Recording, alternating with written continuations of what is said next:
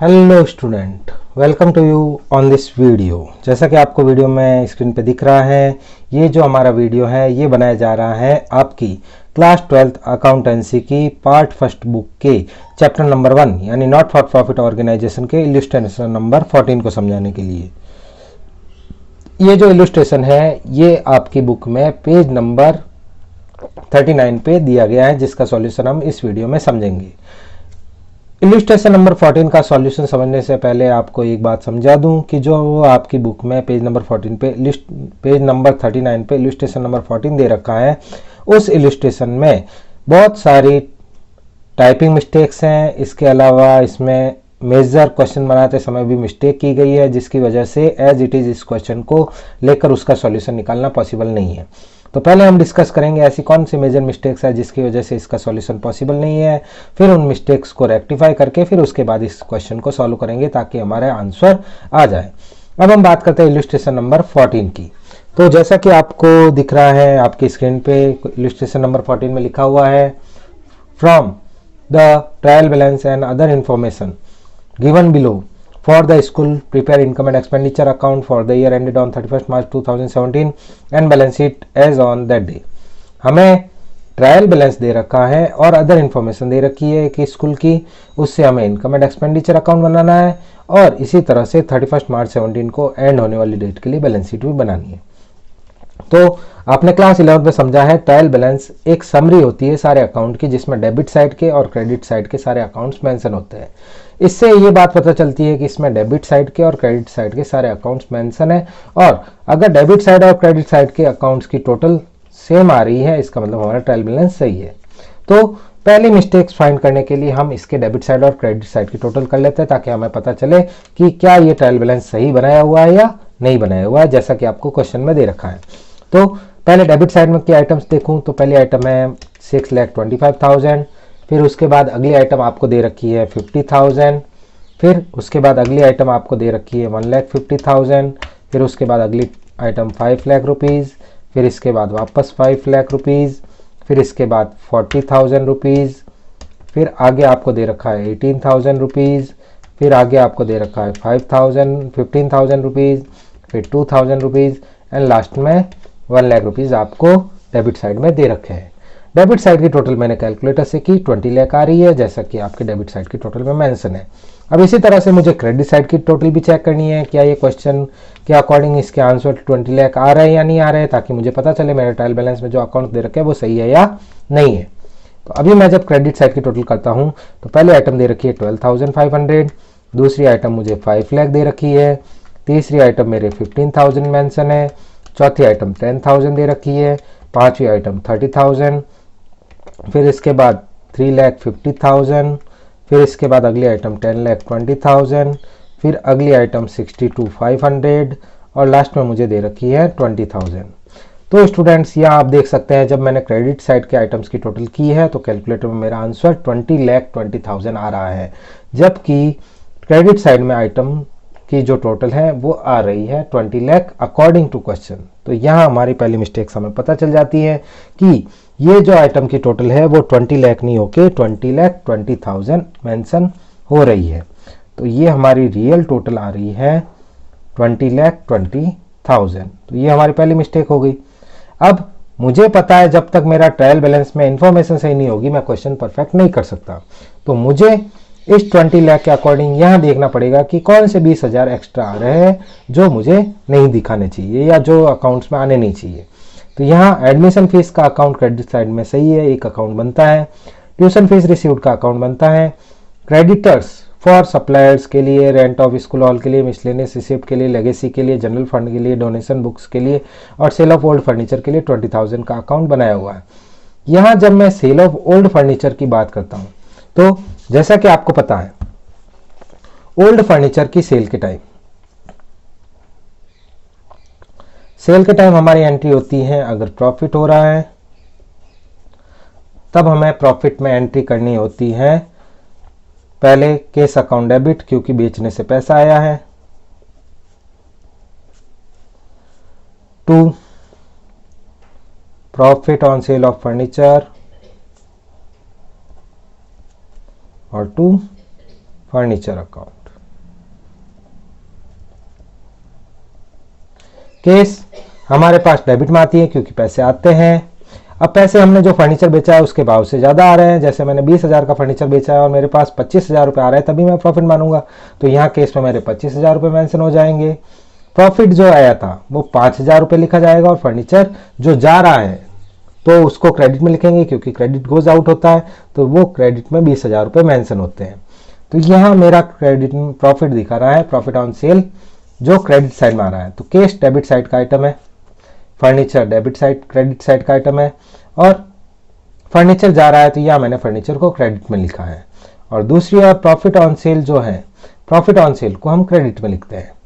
अब यहाँ मुझे दे रखा है सेल ऑफ ओल्ड फर्नीचर के नाम से सिर्फ 20,000 रुपये।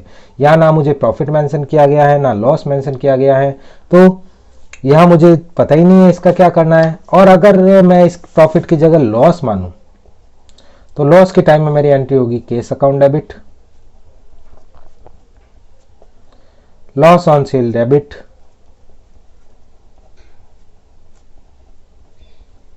To furniture.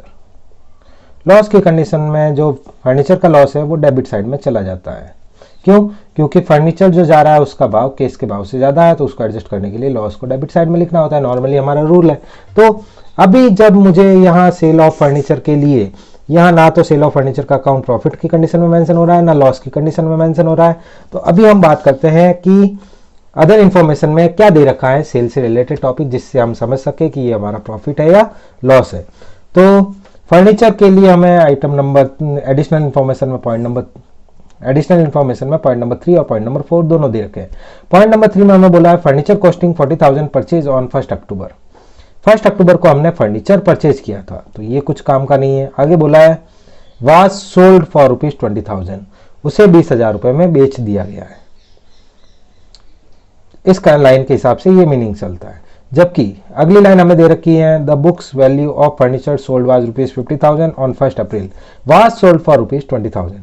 तो यहाँ आप क्लियरली देख सकते हैं वाज सोल्ड फॉर ₹20,000 ऊपर वाले में मेंशन हुआ है, वाज सोल्ड फॉर ₹20,000 नीचे भी मेंशन हुआ है। एक एक अक्षर इसका सेम है। तो ये चीज अंडरलाइन करने का मेरा मीनिंग यही है कि क्वेश्चन वाले ने जब क्वेश्चन टाइप किया था तो वाज सोल्ड फॉर 20,000 मिस्टेकली कहीं गलती से लिख दिया गया है। तो पॉइंट नंबर 3 में तो मेरे परचेज की बात हो रही है, तो वहां सेल्स की इंफॉर्मेशन की कोई जरूरत ही नहीं है। तो यहां से सीधे सी हमें पता चल जाता है कि वाज सोल्ड ऑन फॉर ₹20,000 जो मुझे पॉइंट नंबर 3 में लिखा हुआ है ये एक टाइपिंग मिस्टेक है, गलती से छप गया है। ये लाइन मेनली पॉइंट नंबर 4 के साथ आई है। तो पॉइंट नंबर 3 की इस लाइन को मैं कैंसिल कर देता हूं क्योंकि ये लाइन यहाँ रॉन्ग छपी हुई है, मिस्टेक से लिख दी गई है, टाइप हो गई है। अब पॉइंट नंबर 4 की बात करें तो book value of furniture sold was ₹50,000। Furniture बेचा गया था 20,000 रुपये का, सॉरी फर्नीचर सोल्ड वाज ₹50,000। जो फर्नीचर बेचा गया था उसका भाव 50,000 रुपये था और उसे बेचा गया है 20,000 रुपये में। अब 50,000 का फर्नीचर है, 20,000 रुपये में बेचा गया है, यानी मेरा यहाँ लॉस हुआ है। तो लॉस की जैसे मैंने आपको एंट्री समझाई, केस अकाउंट डेबिट होता है तो केस अकाउंट करेंगे डेबिट। मुझे बताया गया है कि 20,000 रुपये में बेचा गया है तो यह 20,000 रुपये आएगा। टू फर्नीचर अकाउंट, फर्नीचर जा रहा है तो फर्नीचर यहाँ क्रेडिट में चला जाएगा 50,000 रुपये। और तीसरी बात, लॉस हुआ है तो उसको लिखाना चाहिए loss on sale of furniture.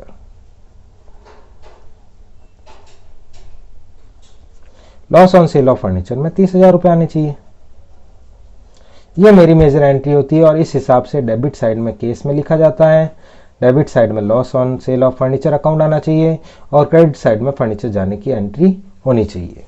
तो अभी हम वापस अपने अकाउंट जब चेक करते हैं तो हमें पता चलता है कि केस अकाउंट तो डेबिट साइड में लिखा हुआ है, पैसे आने की वजह से हमने केस इन हैंड के 2,000 रुपये देख लिए। वो शायद बैंक में एडजस्टमेंट हुआ होगा तो उसको बैंक में एडजस्ट कर लिया गया होगा। दूसरा, loss on sale of furniture 30,000 रुपये डेबिट साइड में आना चाहिए। तो आप यहाँ क्लियरली देख सकते हैं loss on sale of furniture 30,000 रुपये मुझे डेबिट साइड में कहीं नहीं दिख रहा है। मुझे सिर्फ फर्नीचर के 50,000 रुपये दिख रहे हैं और उसके बाद यहाँ सेल ऑफ ओल्ड फर्नीचर में 20,000 रुपये दिख रहे हैं, जबकि मुझे मेजरली दिखने क्या चाहिए थे फर्नीचर की वैल्यू 50,000 रुपये, ये तो ये दिखाती है भाई अभी फर्नीचर बेचने के बाद 50,000 रुपये का फर्नीचर पड़ा है सारे एडजस्टमेंट होने के बाद, तो वो तो चलो एक्सेप्टेबल है, एक्सेप्ट करने लायक है। लेकिन सेल ऑफ फर्नीचर से लॉस हुआ है तो सेल ऑफ ओल्ड फर्नीचर तो क्रेडिट साइड में आना ही नहीं चाहिए था। तो सेल ऑफ ओल्ड फर्नीचर जो मेरा क्रेडिट साइड में लिखा हुआ है, एक तो मैं इसे कट करूंगा क्योंकि ये मेरी रॉन्ग एंट्री है। ये क्वेश्चन बनाते समय एक मेजर मिस्टेक हुई है, सेल ऑफ ओल्ड फर्नीचर 20,000 यहाँ नहीं आना चाहिए। अब यहाँ नहीं आना चाहिए तो होना क्या चाहिए था, होना हमारी एंट्री के हिसाब से ये चाहिए था कि एक तो केस और फर्नीचर जो दोनों मेजर वैल्यू दे रखी है उसकी तो जो भी वैल्यू है हम मान लेंगे। Loss on sale of furniture का 30,000 रुपये मुझे डेबिट साइड में चाहिए। क्यों चाहिए, क्योंकि पॉइंट नंबर 4 में मुझे क्लियरली बोला है कि 50,000 रुपये का फर्नीचर था, उसे 20,000 रुपये में बेचा गया है। 50,000 रुपये के फर्नीचर को जब मैंने 20,000 रुपये में बेचा है तो यहाँ सीधी सी बात है मेरा 30,000 रुपये लॉस हुआ है और वो लॉस का अकाउंट मेरे डेबिट साइड में आना चाहिए, जो कि ट्रायल बैलेंस में मुझे डेबिट साइड में कहीं नहीं दिख रहा है। क्रेडिट साइड का जो मेरा 20,20,000 रुपये एक्स्ट्रा था वो तो 20,000 रुपये मैंने यहाँ कट करके यहाँ तो 20 लाख कर लिए। अब मेरा लॉस का अकाउंट नहीं आ रहा है, फिर भी यहाँ दोनों साइड में 20-20 लाख मेंशन हो रहा है, यानी डेबिट साइड में भी एंट्री में मिस्टेक हुई है, अकाउंट लिखने में मिस्टेक हुई है। मिस्टेक क्या हुई है, डेबिट साइड में एक तो लॉस का अकाउंट मेंशन नहीं किया गया है, तो इसको हम एक्स्ट्रा इंफॉर्मेशन के रूप में यहाँ लिखेंगे loss on sale of furniture. ये loss on sale of furniture मैं रेड पेन से लिख देता हूँ ताकि तुम्हें पता रहे ये हमने लिखा है क्योंकि क्वेश्चन गलत छपा है। Loss on sales of furniture में आपकी अमाउंट 30,000 रुपये आनी चाहिए ताकि ये क्वेश्चन करेक्ट हो जाए। अब 20 लाख की टोटल तो पहले से मैच हो रही थी, हम 30,000 रुपये और फर्नीचर का लॉस दिख रहा है तो ये 20 लाख 30,000 रुपये हो जाएगा, जबकि इस साइड की टोटल तो 20 लाख हमने सेल हटा के कर ली है। तो इस 20 लाख के हिसाब से इस 20 लाख 30,000 रुपये को भी 20 लाख में एडजस्ट करना होगा। तो इस 20 लाख रुपये को एडजस्ट करने के लिए मैं और किसी में एडजस्टमेंट नहीं कर सकता, मुझे एडजस्टमेंट केस एट बैंक में करना पड़ेगा क्योंकि वहाँ 1 लाख रुपये पड़े हैं। तो मैं केस एट बैंक के 1 लाख रुपये को कट कर देता हूं और इसके बाद यहाँ 70,000 मेंशन कर देता हूं। अब मेरा ये क्वेश्चन सॉल्व करने लायक बन गया है, सारे एडजस्टमेंट जो क्वेश्चन में मिस्टेक्स थी उन्हें सॉल्व करने के बाद। फाइनली आपको एक बार वापस बता देता हूं मैंने क्या मिस्टेक सॉल्व की है या कौन सी मिस्टेक रेक्टिफाई की है। एक तो इसका डेबिट साइड और क्रेडिट साइड के बैलेंस जब मैंने चेक किया तो 20,000 रुपये क्रेडिट साइड में एक्स्ट्रा बता रहा था, जो सेल ऑफ ओल्ड फर्नीचर नाम से अकाउंट था जिसको अकाउंटिंग में कभी यूज ही नहीं किया जाता। तो सेल ऑफ ओल्ड फर्नीचर के 20,000 रुपये मैंने कट कर दिए। अब आगे बात रही कि सेल ऑफ फर्नीचर की इंफॉर्मेशन नीचे पॉइंट नंबर 4 में दे रखी है। पॉइंट नंबर 4 में मुझे बोला गया था 50,000 रुपये का फर्नीचर है, 20,000 रुपये में बेचा गया है, यानी 30,000 रुपये लॉस आना चाहिए। लॉस आना चाहिए, मुझे ट्रायल बैलेंस दे रखा है तो ट्रायल बैलेंस में डेबिट साइड में लॉस दिखना चाहिए, जबकि यहाँ डेबिट साइड में कोई लॉस मेंशन नहीं है। तो दूसरी जो रेक्टिफिकेशन मैंने की है वो यहाँ डेबिट साइड में loss on sale of furniture के 30,000 रुपये बताए हैं। अब 20 लाख रुपए इस 20 लाख रुपए से मेंशन हो रहे थे, फिर भी मैंने डेबिट साइड में 30,000 रुपये बढ़ा दिए, तो इस हिसाब से मुझे डेबिट साइड के किसी न किसी आइटम में से 30,000 रुपये कम करने पड़ेंगे। तो उसे कम करने के लिए मैंने जो इसके ऊपर वाली आइटम थी केस एट बैंक, सिर्फ केस में मैं एडजस्टमेंट कर सकता हूँ, तो केस एट बैंक के 1 लाख रुपीज को 30,000 रुपये से कम करके मैंने 70,000 रुपये कर लिया है, 70,000 मैंने कर लिया है।